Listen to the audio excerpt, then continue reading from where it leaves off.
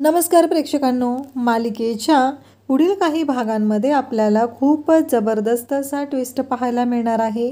ऋषिकेश आणि जानकी यांच्या मागे लागलेली जी साडेसाती होती ती संपणार आहे।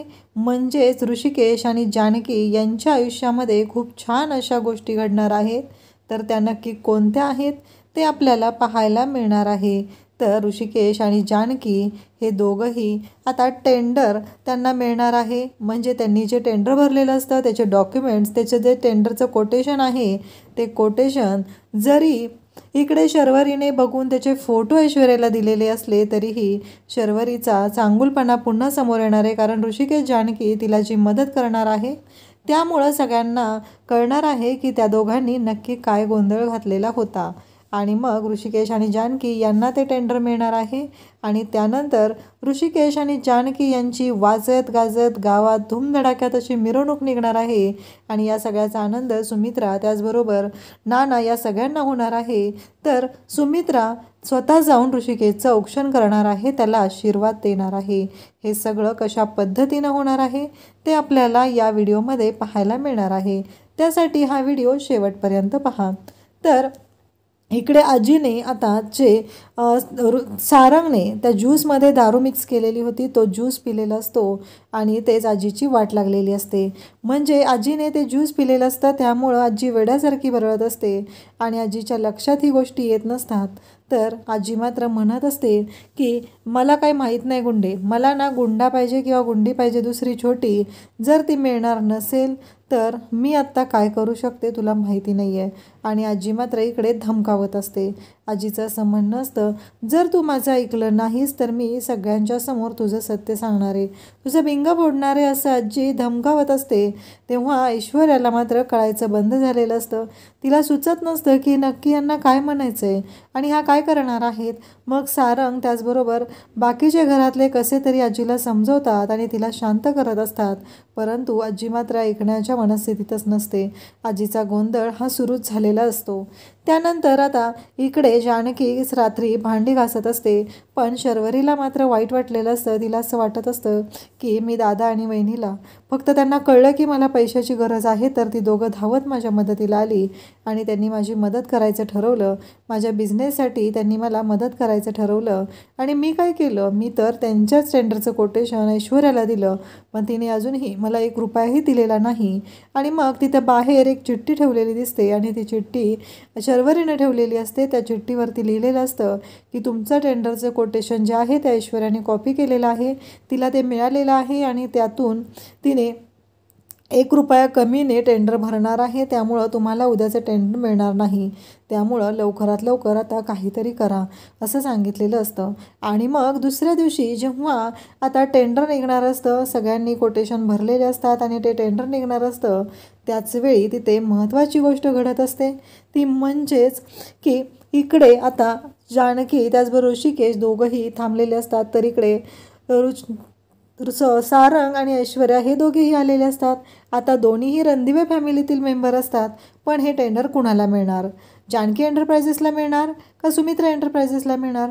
कारण इतके दिवस हे टेंडर सुमित्रा एंटरप्राइजेसला मिळत होतं आणि त्यावेळेस मदत करत होता तो म्हणजे ऋषिकेश ते टेंडर मिळवत होता, कारण ऋषिकेश ती कंपनी चालवत होता। पण आता ऋषिकेश हा सुमित्रा एंटरप्राइजेसमधून बाहेर पडलेला आहे आणि त्याचबरोबर त्यांनी स्वतःची कंपनी स्थापन केलेली आहे, त्यामुळं हे टेंडर जे आहे ते मिळणार आहे की जानकी एंटरप्राइजेसला का सुमित्रा एंटरप्राइजेसला, हा मोठा प्रश्न उभा राहिलेला असतो। आणि मग नेमकं तिथं 2 रुपयांच्या फरकाने हे टेंडर मिळवलेलं आहे जानकी एंटरप्राइजेसने अशी अनाऊन्समेंट होते आणि त्या ठिकाणी धक्का बसतो, तो म्हणजे इकडे ऐश्वर्याला कळायचं बंद झालेलं असतं। कारण तिला इतक्या वेळा असं वाटत असतं की हे टेंडर आपल्यालाच मिळणार आहे आणि अचानक मोठा गोंधळ होतो आणि हे टेंडर तिच्या हातातून जातं। त्यावेळी ती पाहतच राहते। आता हे टेंडर तर ऋषिकेश आणि जानकी यांच्या कंपनीनं मिळवलेलं असलं तरीही एक महत्त्वाची गोष्ट घडलेली असते, ती म्हणजे ऋषिकेश आणि जानकी दोघंही खुश झालेले असतात आणि ऐश्वर्याच्या नाकावर टिच्चून 2 रुपयांच्या फरकाने हे टेंडर मिळवलेलं आहे असं जानकी ठणकावून ऐश्वर्याला सांगत असते आणि म्हणत असते की करोडोंची मालकीण आज 2 रुपयांसाठी हरलेली आहे। खरंच म्हणजे माझा ना विश्वासच बसत नाही आहे. 2 रुपयांचा फरकाने टेंडर मिळवले आम्ही आणि आता त्यातून आमचा करोडोंचा फायदा होणार आहे. ही गोष्टही जानकी तिथे सांगायला विसरत नाही आणि ते 2 रुपयांचं नाणं ती त्या ऐश्वर्याच्या हातात देते आणि म्हणते की हे नाणं खरं आहे, अगदी माझ्यासारखं खरं आहे, कारण मी खरी आहे. तू खोटी होतीस म्हणून ते नाणं पण खोटं होतं, असं ठणकावून इकडे जानकी सांगत असते.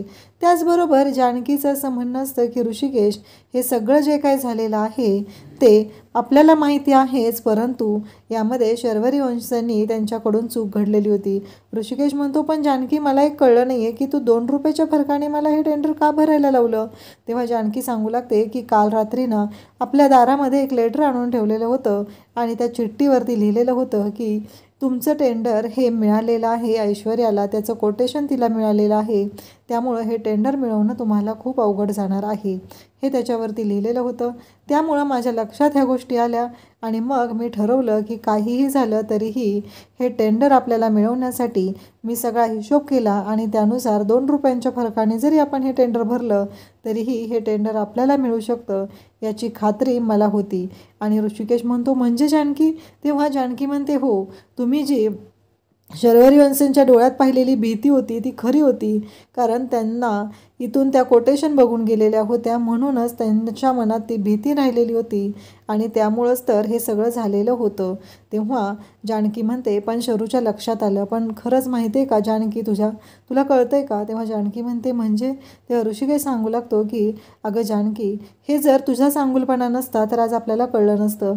एवढं सगळं होऊन पण शरूला मदत करायची तू ठरवलं, म्हणून आपण दोघेजण तिला मदत करण्यासाठी गेलो आणि तिला पैशांची मदत आपल्या परीने जेवढी करता येईल तेवढी मदत केली. त्याचबरोबर आपण गॅरंटर म्हणून सह्या केल्या आणि त्यामुळंच हे सगळं पॉसिबल होऊ शकलेलं आहे. अन्यथा मला नाही वाटत की हे सगळं शक्य होऊ शकलं असतं, असं ऋषिकेश म्हणत असतो. तेव्हा जानकी म्हणत असते, तसं नाही, तुम्ही पण तेवढेच त्याच्यासाठी खंबीरपणे उभे राहिलेल्या होता, त्यामुळं हे सगळं जे क्रेडिट आहे ते तुमचंही आहे, कारण तुम्ही खंबीरपणे उभे राहून हे जर केलं नसतं तर हे तेवढं शक्य झालं नसतं. ऋषिकेश आणि जानकी दोघंही एकमेकांचं कौतुक करत असतात. त्यांचं असं म्हणणं असतं की काहीही झालं तरीही हे जे टेंडर आहे ते आपल्याला मिळालेलं आहे आणि आता आपण यामध्ये शेतकऱ्यांचा फायदा करायचा आहे, शेतकऱ्यांना मदत करायची आहे, शेतकऱ्यांच्या हिताचा विचार करायचा आहे, हे सगळं त्यांचं बोलणं चालू असतं. त्याचबरोबर आपल्याला पाहायला मिळतं की इकडे जानकी आणि ऋषिकेश यांचं बोलणं सुरू असतं. त्याचबरोबर जानकी म्हणत असते, पण मला ना तुम्हाला काही गोष्टी सांगायच्या आहेत, कारण बऱ्याच दिवसांमध्ये मी त्या गोष्टी तुमच्यापासून लपवलेल्या होत्या आणि आज मी तुम्हाला त्या सांगणार आहे. तेव्हा ऋषिकेश म्हणतो, मला माहिती आहे तू माझ्यापासून काय लपवलेलं होतं. तेव्हा जानकी म्हणते, हो, तुम्हाला अंदाज आलेला आहे, पण मीही तुम्हाला स्वतःहून सांगणार आहे. मग जानकी सांगू लागते की मी नानांना भेटायला गेलेले आणि नानांनी मला सांगितलेलं होतं की हे जे काय आहे ते कुलूप आणि किल्ली, त्यातलं किल्ली काय आहे ते मला कळलेलं आहे. तुमच्या हातामध्ये जे कडं आहे ना ती म्हणजे किल्ली आहे आणि त्या किल्लीवरती जो कोड होता ती आपल्या लॉकरची किल्ली आहे. त्यावेळेस ऋषिकेश म्हणतो, पण अगं मला ना त्याच्यावरती असं काही खास नव्हतं आठवत. तेव्हा जानकी म्हणते, पुन्हा आठवण्याचा प्रयत्न करा. ऋषिकेश म्हणतो की त्या कड्यावरती एकच गोष्ट होती, ती म्हणजे माझी बर्थ डेट. तेव्हा जानकी म्हणते, मग झालं तर ती बर्थ डेट हाच आपला पासवर्ड आहे, हे जानकी तिथे सांगू लागते आणि त्यावेळेस ऋषिकेशच्या लक्षात येतं. त्याचबरोबर शर्वरीचा ऋषिकेशला फोन येतो, दादा कॉंग्रॅच्युलेशन्स, असं ती म्हणते. तेव्हा लगेचच ऋषिकेश म्हणतो की हे सगळं शक्य झालेलं आहे ते फक्त आणि फक्त तुझ्यामुळं. जर तू येऊन आम्हाला ते लेटर दिलं नसतं तर आमच्या लक्षात ही गोष्ट आली नसती, असं सांगितलं जातं. तेव्हा मात्र इकडे शरू म्हणते, मी कुठं काय केलेलं आहे. तेव्हा ऋषिकेश म्हणत असतो, अगं माहिती आहे आम्हाला कोणी केलेलं आहे, कारण तुझ्याकडून चूक झालेली होती आणि तू ती चूक सुधारली, ही गोष्ट खूप आनंदाची आहे, असं ऋषिकेश सांगत असतो. आणि ऋषिकेश म्हणत असतो की काहीही झालं तरीही अगं मला माहिती आहे तुझ्या मनात माझ्याबद्दल काहीही राग नाही किंवा किंतु नाही, म्हणून तर तू इथं आली आणि ती गोष्ट सांगून गेलीस आणि त्यामुळं तर जानकीने ते ओळखलं होतं ते अक्षर तुझं आहे, कारण जानकी 10 वर्ष झालं तुला ओळखते आणि मग तुझं अक्षर कसं विसरेल सांग बरं मला. आणि जानकीने बरोबर तुझं अक्षर ओळखलेलं होतं आणि जानकीने मला सांगितलं की शरूताई आलेल्या होत्या आणि त्यांनी हे सांगितलेलं आहे. तेव्हा ऋषिकेशला शरू माफी मागू लागते, म्हणू लागते की मला माफ कर, खरंच माझ्याकडून चूक झाली दादा, मी असं करायला नको होतं. तेव्हा ऋषिकेश म्हणतो ठीक आहे, तुला तुझी चूक लक्षात आली आणि त्वरित तू त्याच्यामध्ये सुधारणा केली, यातच सगळं आलेलं आहे. आणि मग शर्वरीला तो म्हणतो की ये उद्या आपण मस्त सगळेजण एकत्र काहीतरी गोडाधोडाचं करूया. आणि मग शरू म्हणते हो मी सौमित्र दादाला पण घेऊन येते. तेव्हा ऋषिकेश म्हणतो हो ये त्याला पण घेऊन, कारण ऋषिकेशच्या मनातला सौमित्रबद्दलचा राग पण आता कमी झालेला असतो. पण ऋषिकेशला कुठंतरी वाटत असतं की यांनी मला सावत्रपणाची वागणूक दिली आहे. पण एक मन ऋषिकेशचं त्याला सांगत असतं की सौमित्राने त्याला कधीही सावत्रपणाची वागणूक दिलेली नाही. जेव्हापासून घराच्या बाहेर काढलेलं होतं तेव्हापासून सौमित्र हा त्यांच्या पाठीशी खंबीरपणे उभा राहिलेला होता, तिथे आलेला होता. ही गोष्ट मात्र ऋषिकेश पण विसरलेला नसतो. आणि मग ऋषिकेश आणि जानकी आता टेंडरचे सगळे फॉर्मॅलिटीज पूर्ण झालेले असतात आणि गावकरी म्हणजे त्यांना आवाज ऐकू येतो. तर ऋषिकेश म्हणतो अगं जानकी आवाज बाहेर कसला तरी येतोय गं. तेव्हा जानकी म्हणते थांबा मी बघते जाऊन. आणि मग जानकी पाहायला जाते तर काय तिला धक्का बसतो, कारण गावकऱ्यांनी अगदी बँड पथकच आणलेलं असतं आणि ऋषिकेशची मिरवणूक काढायचं ठरवलेलं असतं. ऋषिकेशची मिरवणूक काढण्यासाठी सर्वजण तिथे सज्ज झालेले असतात. आणि जानकी म्हणते की अहो ऋषिकेश हे आपले शेतकरी बांधवच आहेत, तेच आलेले आहेत सगळेजण. तेव्हा ऋषिकेश म्हणतो काय सांगतेस जानकी. तेव्हा जानकी म्हणते हो ना, मी तेच तर सांगत आहे ना तुम्हाला. आणि मग ऋषिकेशला धक्का बसतो, तो म्हणतो हे काय आहे सगळं. तेव्हा ते म्हणतात की कसं आहे आत्ताच आपण कंपनी सुरू केलेली होती आणि आपल्या कंपनीला करोडो रुपयांचं हे टेंडर मिळालेलं आहे, आता कॉन्ट्रॅक्ट मिळणार, त्यामुळं हे सगळं आपण करायचं आहे असं म्हणत बिचारे शेतकरी ऋषिकेशसाठी तिथं आलेले असतात आणि ऋषिकेशसाठी ते झटत असतात हे पाहायला मिळत असतं. आणि मग ऋषिकेश आणि जानकी तिथे असतात, त्यांना दोघांना घेऊन आता ते निघालेले असतात आणि ऋषिकेश आणि जानकी या दोघांची जंगी मिरवणूक काढायचं त्यांनी ठरवलेलं असतं. ऋषिकेश आणि जानकी यांची मिरवणूक सुरू झालेली असते, सगळ्या गावामधून ती मिरवणूक चाललेली असते. आणि त्याचबरोबर आता मिरवणूक येते ती म्हणजे आशीर्वाद बंगल्याच्या जवळ. तर तिथे ऐश्वर्या वगैरे सगळे असतात. ऐश्वर्या ऑलरेडी खूप चिडलेली असते, तिला खूप राग आलेला असतो, कारण काहीही झालं तरीही हे टेंडर तिला स्वतःला मिळवायचं होतं, पण हे टेंडर काही तिला मिळालेलं नसतं, हे टेंडर ऋषिकेशने मिळवलेलं असतं आणि ऋषिकेशची गावकऱ्यांनी जंगी मिरवणूक काढलेली असते.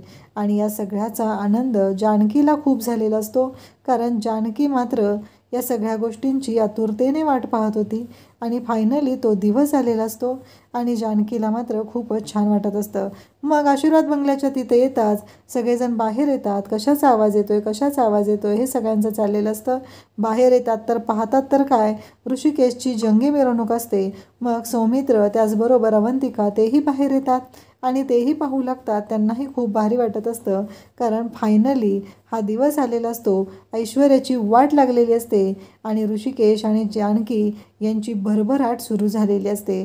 शेवटी देवयाईनं सांगितलेलं असतं की माझ्या पदरात धान्य टाक, पण ऐश्वर्याने ते टाकलेलं नसतं आणि त्याच ऐश्वर्यावर आता देवीचा कोप झालेला असतो आणि ऐश्वर्याची अधोगती सुरू झालेली असते. ऋषिकेश आणि जानकी यांच्या आयुष्यामध्ये खूप आनंदाचे क्षण येत असतात. तर अशा पद्धतीने ऋषिकेश आणि जानकी यांच्या जानकी एंटरप्राइजेस या कंपनीची धूमधडाक्यात आता सुरुवात झालेली आहे आणि ऐश्वर्याची मात्र पूर्णपणे वाट लागलेली आहे. आता कुलपाची किल्ली तर मिळालेली आहे, कुलूप कसं मिळणार हे आपल्याला पुढे पाहायला मिळणार आहे. लवकरच तो व्हिडिओ आपल्या चॅनलवरती अपलोड होईल आणि मग डॉक्युमेंट्स मिळाल्यानंतर जानकी आणि ऋषिकेश यांनी नक्की काय गोंधळ घातलेला असणार आहे, कसा राडा घालणार आणि ते वाट लावणार हे आपल्याला पाहायला मिळणार आहे. अशाच अपडेटसाठी चॅनलला सबस्क्राईब करा. थँक्यू.